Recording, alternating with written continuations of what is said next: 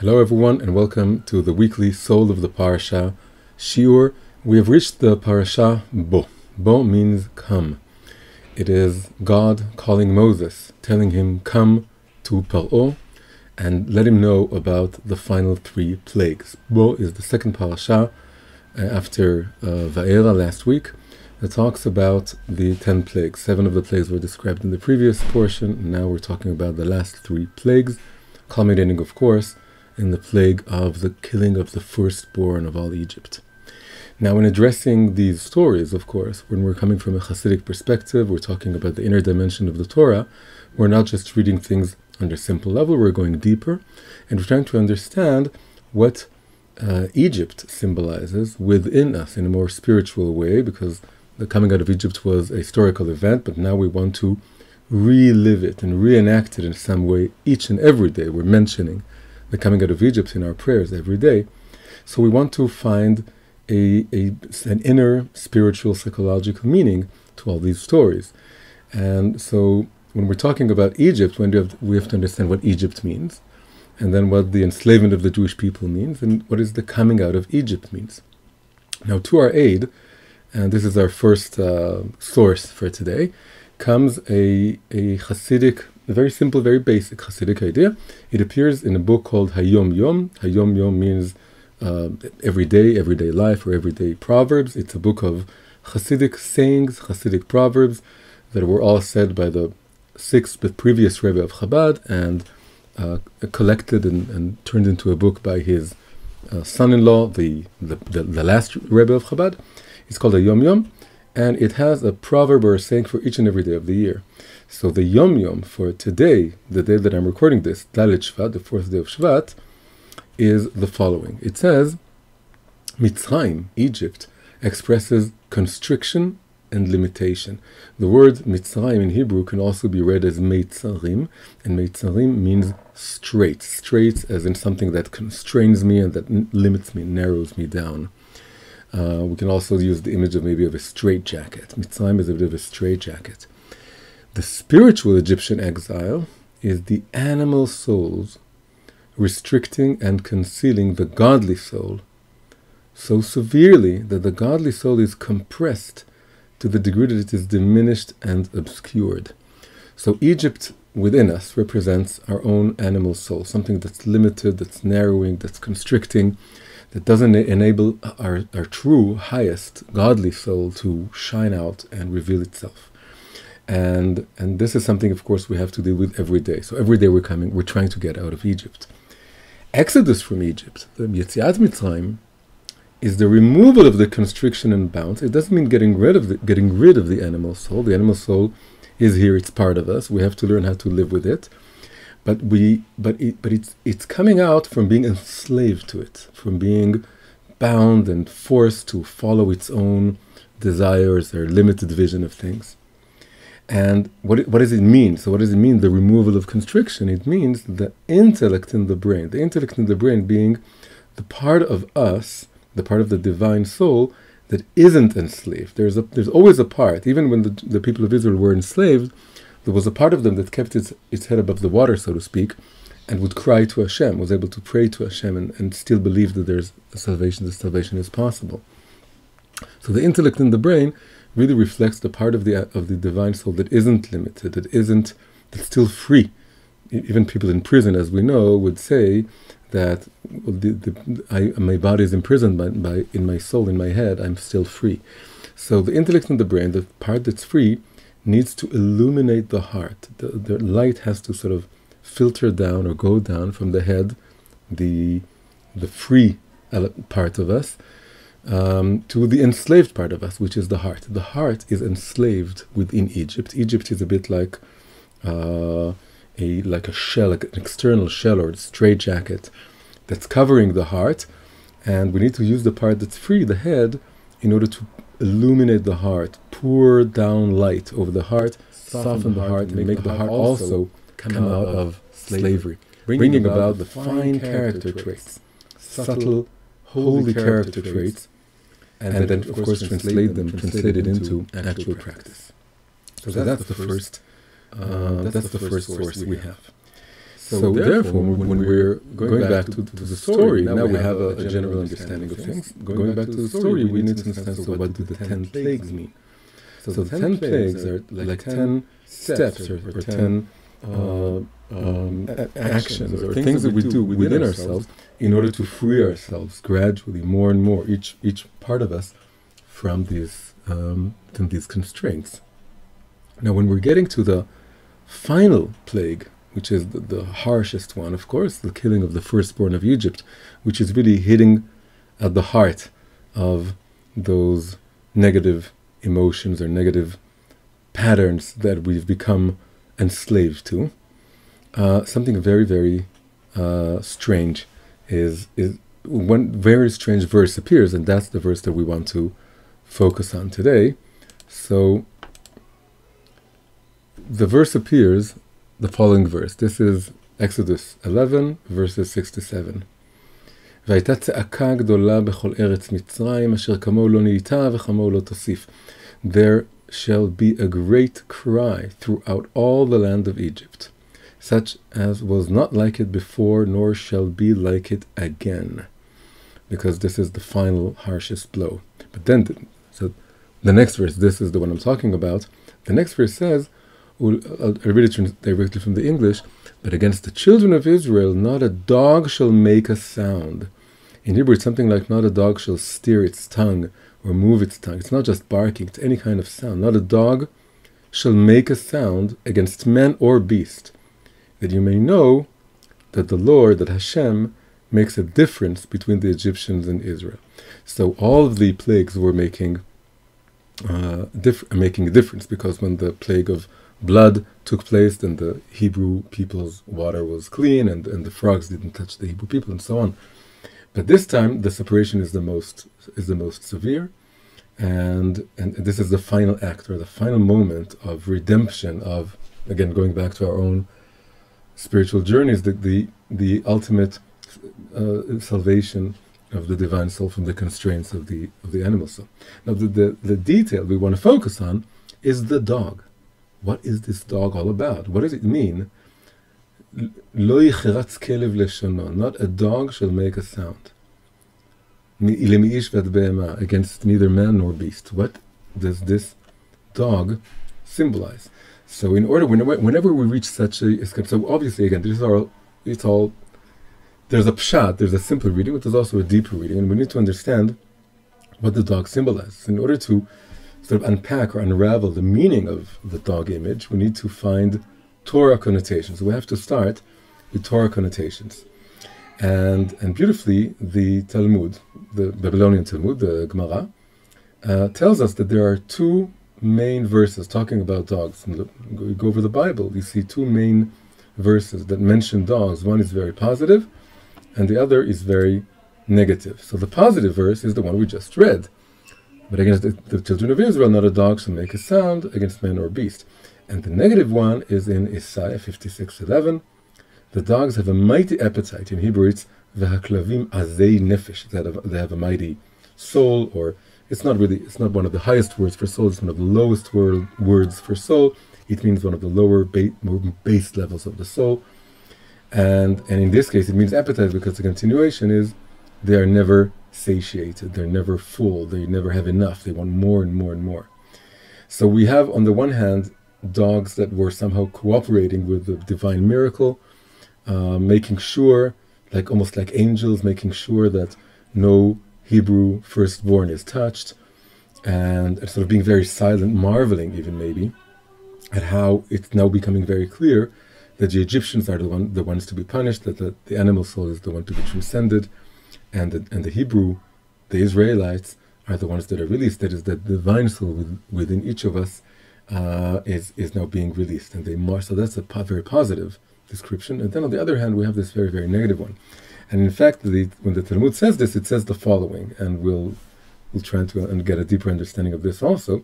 It says there's a whole section in the Talmud that talks about dreams and about understanding dream symbols.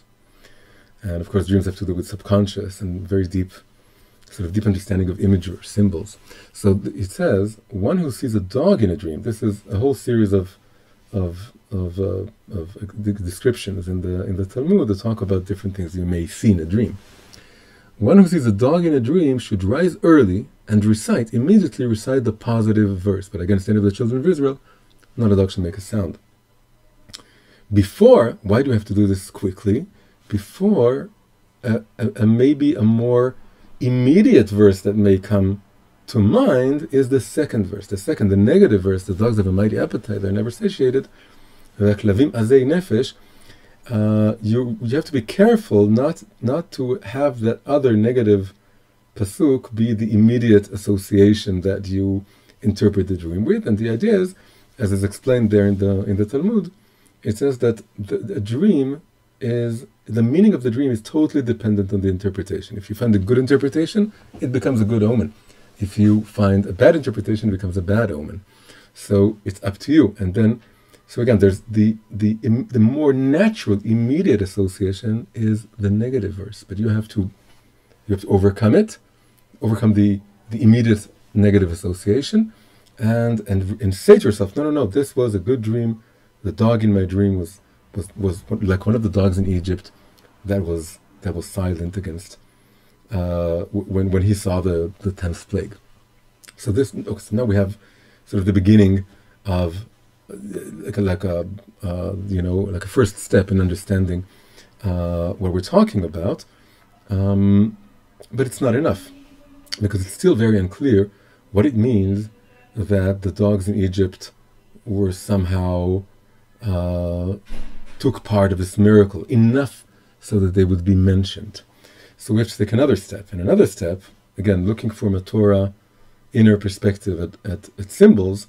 So one was taking the verses, or two main verses, and the other one is looking at the word for dog in Hebrew. So the word for dog in Hebrew is kelev.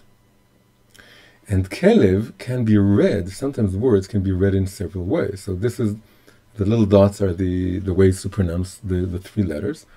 And the three letters remain the same, but we can read them in another way. We can read them as kelev. Lev means heart in Hebrew. And ke, the first letter, is also a letter that suggests or that means as, or like something.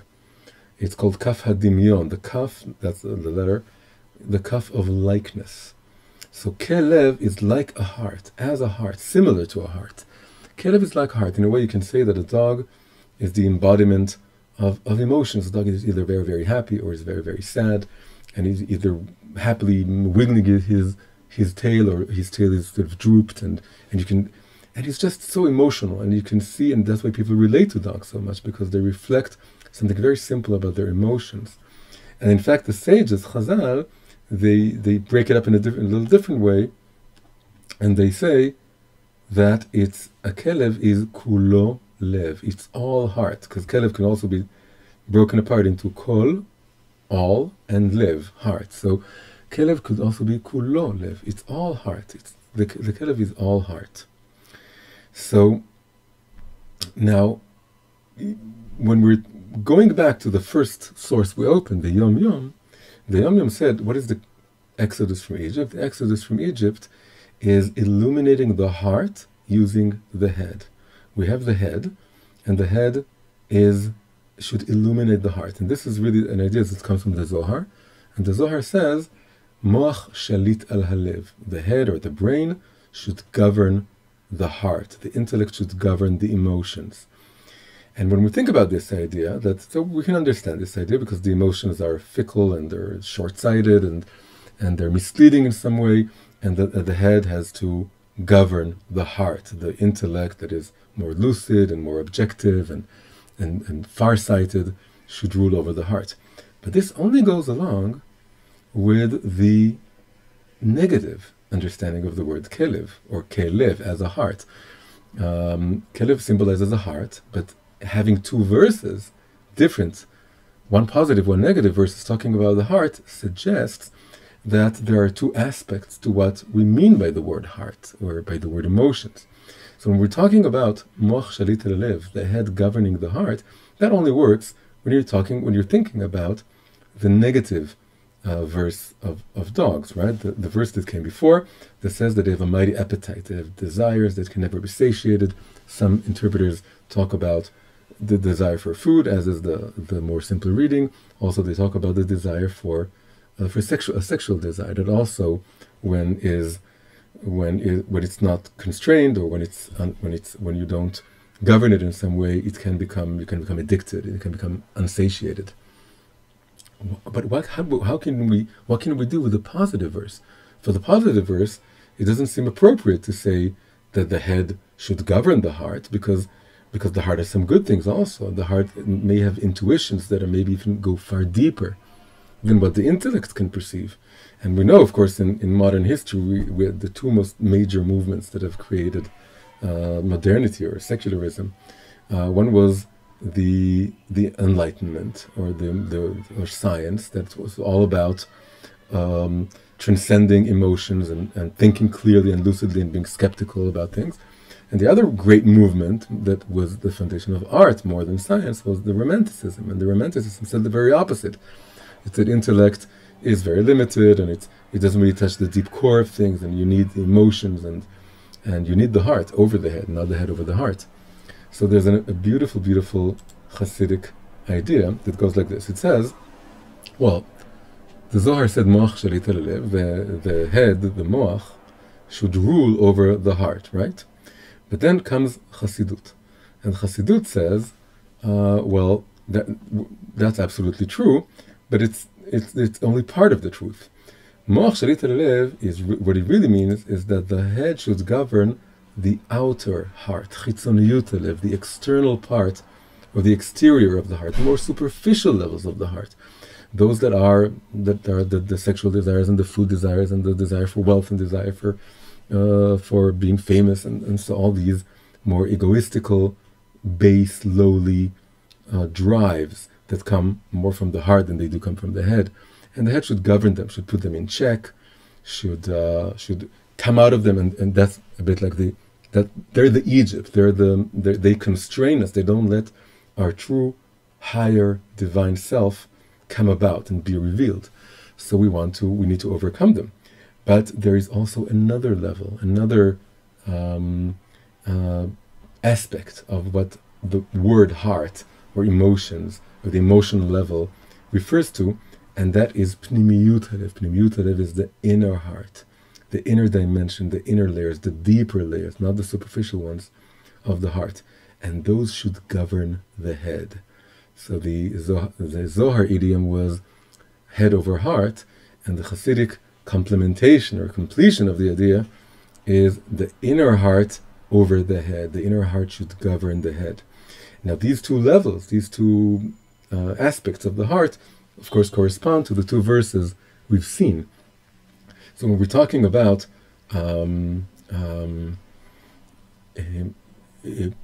governing our heart and ruling our heart and putting our heart in check, we're just talking about that's what is symbolized by the negative dog verse, that they're unsatiated and they have mighty appetites. But there is also the positive dog, or the positive level of the heart. Again, kelev kmo lev, as a heart that is higher, and it's the very opposite. And now we can have a deeper understanding of the whole waking up from a dream about a dog scenario. The dreaming of a dog is really like having an intense emotional experience, or an emotional intuition. It's not a rational intuition. It's not something that the intellect has produced. It's something that is like a dream. It comes out and it shows us a dog, which dog is really our heart. And then it's up to us what to do with this, because if we're overcome by the association of the negative verse, that means we're directing this intuition into the outer heart, the external, superficial, very overly excited and not for a good reason aspect of the emotions. But if we overcome this as immediate association, we think about the positive verse, the dogs that were silent during the final plague that separated the Hebrews from the Egyptians, or the divine soul from the animal soul.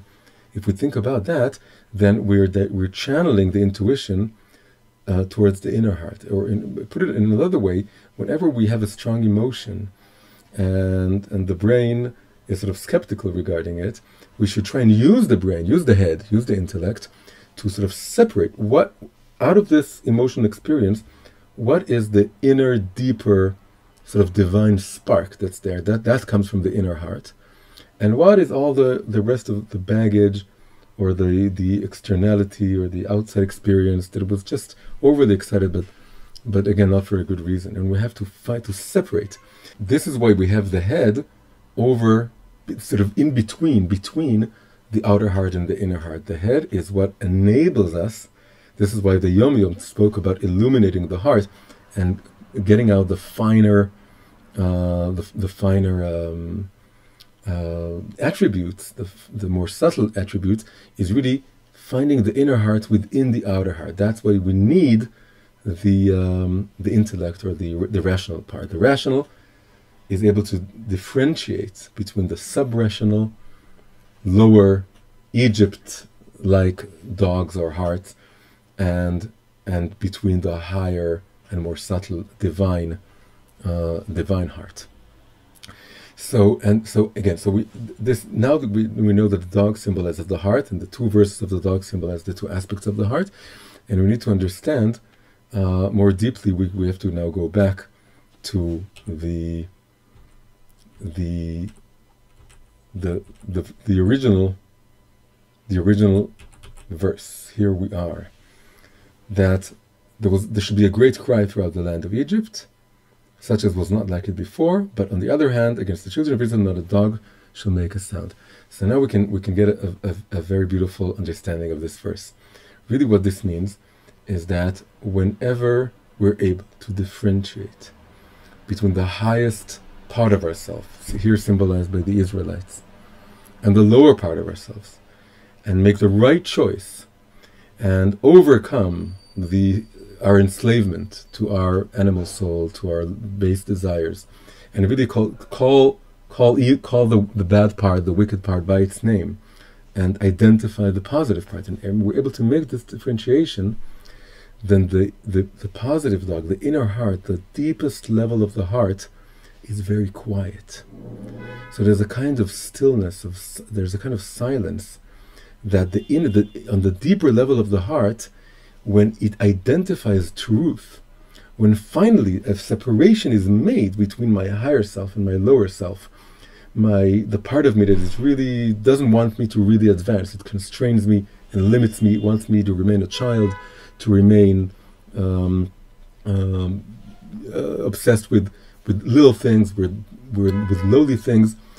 Once I'm able to see that for what it is, and to identify to take the Israelite out of Egypt, to take the godly soul out of the divine soul, it's characterized, or one of its marks is that the heart is quiet. There's a certain quiet there. And we can even say now, and by the way, another beautiful thing here, not a dog shall make a sound against man or beast. Why? Because the higher level of the heart is above both the intellect, that's symbolized by man. Man is intellect, that's what distinguishes man. And it's also higher than the beast here being the animal soul, the external aspect of the heart, the outer heart. The fact that a dog doesn't bark against neither man nor beast, doesn't make a sound, means that it rises above all the sounds of the beasts and the sounds, and also the human voice, the intellectual voices, something far deeper that tells us you're doing the right thing, you're making the right choice. If I'm quiet, it means that's a good choice. So when we're making a choice, and we have to see what kind of voices or silences we hear within ourselves. And the beautiful thing that we have here is that the silence of the dogs, of these positive holy dogs, is juxtaposed or is put up against the great cry coming from Egypt. Now Egypt here, it corresponds to the lower dogs, the external heart, the constraints that are enslaving our hearts. So really what he's saying is this, that when you're about to make a good choice, when you're about to separate between your lower self and your higher self, then outer heart, the external level of the heart, is going to cry out very hard. Those dogs, the lower negative dogs, the dogs that are full of appetite and desires and are never satiated, never happy, they never want you to make a good decision, they're going to bark like crazy. They're going to cry like they never cried before, like it's the end of the world, because they know you're about to make a very, very important and holy choice. And their purpose is to try and prevent you from doing that. So they're going to cry like never before and never again. They're going to say, no, it's the worst thing you can do. But you shouldn't listen to them. You should tell yourself, okay, that's the part of me that's now shouting and telling me I shouldn't do this. Which dogs are these? Oh no, that's the Egyptian dogs. That's the nefesh. That's my animal soul dogs. These are the dogs that I have to govern. I have to go up to my intellect and I have to shine light. But if I listen, if I try and find the Jewish dog, there's actually a book called The Jewish Dog. If I try to find the Jewish dog among the Egyptian dogs within me, again, the Jewish dog being my divine, the sound, the voice of my divine soul within the tumult of Egyptian external lower dog voices within me, or barks, then I can tell that this dog is quiet. Why is he quiet? It's quiet because it knows that's the right thing to do. It's sort of nodding quietly, saying, yeah, don't listen to those barks. Those are the Egyptian dogs barking. That's the external heart. But I'm your internal heart. I'm the deeper part of you. And I'm telling you, I'm nodding quietly. You're doing the right thing. Go ahead. Go get out of Egypt. You're doing the right thing. And there was this teacher in Israel, this woman teacher. Her name was Yemima Vital. And I never knew her. And she wasn't really teaching Judaism or Torah, but she taught people how to sort of meditate and look into themselves and find the kind of inner quiet. So again, I'm not very familiar with her shita, but a lot of people quote her and owe much to her. And there is one sort of sentence that she said that's attributed to her, which is very fitting here. She said, "Makom sheyesh emet, sham halev shaket." Where in the place that truth resides, where there's truth, the heart is quiet. That's what she said. Where there's truth, the heart is quiet. So this is beautiful here. That the external. So we can complete this, and we can say that the external heart, the external level of the heart, the outer heart, isn't quiet at all. It's barking like crazy. But the inner heart, the deeper heart, the heart of hearts, like we said, the Jewish dog, is very quiet, and we have to identify that stillness. So the silence of the dog, the silence of the deeper heart, is something to be looked at. Now, of course, all this idea. Let me go on to the next. Hang on.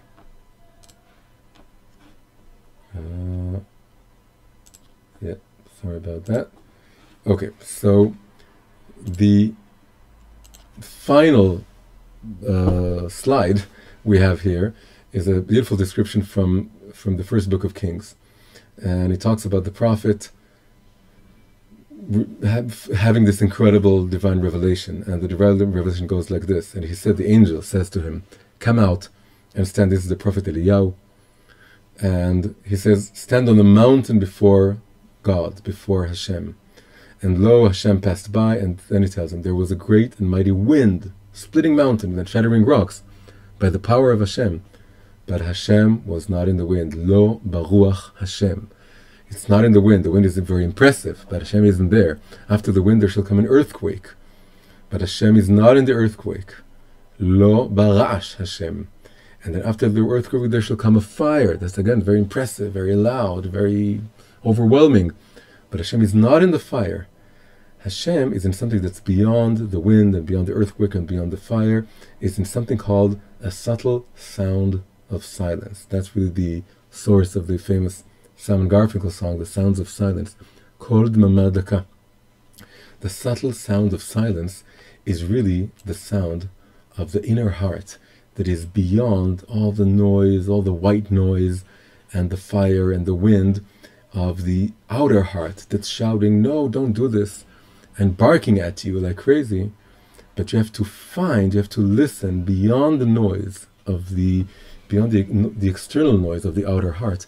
You have to tune in and listen to the inner voice of the inner heart, which is like those dogs in Egypt that were silent and at peace and at seeing the truth come out, and seeing the divine element finally be freed, the divine soul finally be freed from the constraints that plague us every day, of our animal soul, of those negative lowly dogs. So that's our shir for today. I hope you enjoyed this. If you like this shir, if you like all these classes, then please consider becoming a Patreon supporter. Patreon is a site that helps, a platform that helps independent creators do their thing. So you can consider that. And thank you very much, and I'll see you next week. Oh, and please like the video if you liked it. Hit like and subscribe to the channel. That also really helps. So long.